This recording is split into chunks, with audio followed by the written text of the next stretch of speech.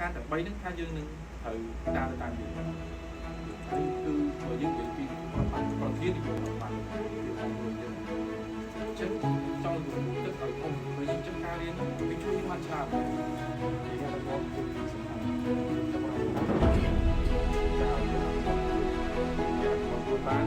ពេលយើងស្គាល់ពីហើយពីបាត់តែត្រូវតែសោះស្វែងរៀនហើយយើងគិតពេលខ្លះយើងគិតអញ្ចឹងប៉ុន្តែវាគិតយើងចង់ឲ្យ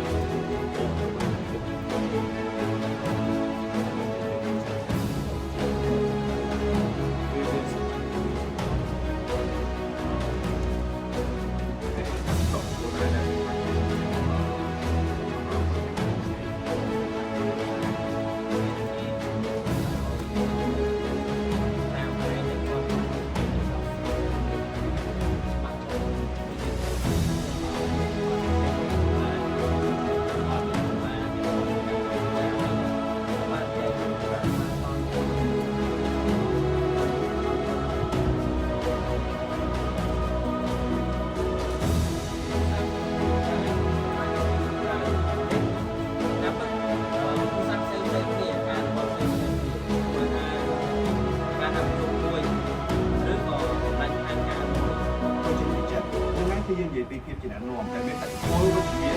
បាទតែទៅទៀតតែគាត់គឺស្មារតីការធ្វើការគាត់គឺជឿជាក់លើយើងហើយយើងគឺជាអ្នកដឹកនាំមួយរូបដែលធ្វើឲ្យគាត់ជឿថានៅពេលដែលគាត់ដើរជាមួយយើងខ្លួនគាត់នឹងហើយអ្វីដែលសំខាន់ទៀតយើងមានគឺយើងបានទៅមកក្រុមផ្សេងៗគ្នាតែគោលដៅរបស់យើងមួយគឺយើងតែសម្រាប់យើងចាក់ខុសខ្សែ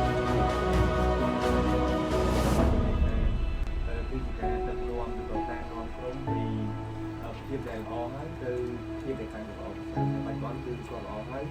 ខ្ញុំនឹងទៅនាំគាត់ឲ្យទៅកាន់តែខ្ញុំការដឹកនាំគឺថាដូចយើងស្ដាប់យ៉ាងនេះណែនាំការល្អហើយជំនួយ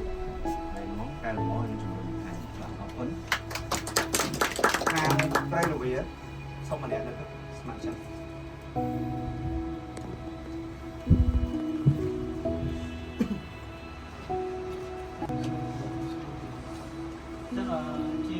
នឹងលោកគ្រូក៏បានលើកឡើងពីក្បួនដោះស្រាយបញ្ហាដូចគ្នាពាក់ព័ន្ធទៅជាមួយនឹងការដោះស្រាយបញ្ហាគឺមាន6ចំណុចទី1គឺការកំណត់ពីគ្រឹះគោលនៃបញ្ហាទី2ការកំណត់ទី2ដែលពាក់ព័ន្ធទី3ការចាត់ចែងអ្នកដោះស្រាយ4ការបញ្ជាក់ពីអ្វីដែលយើងចង់បាន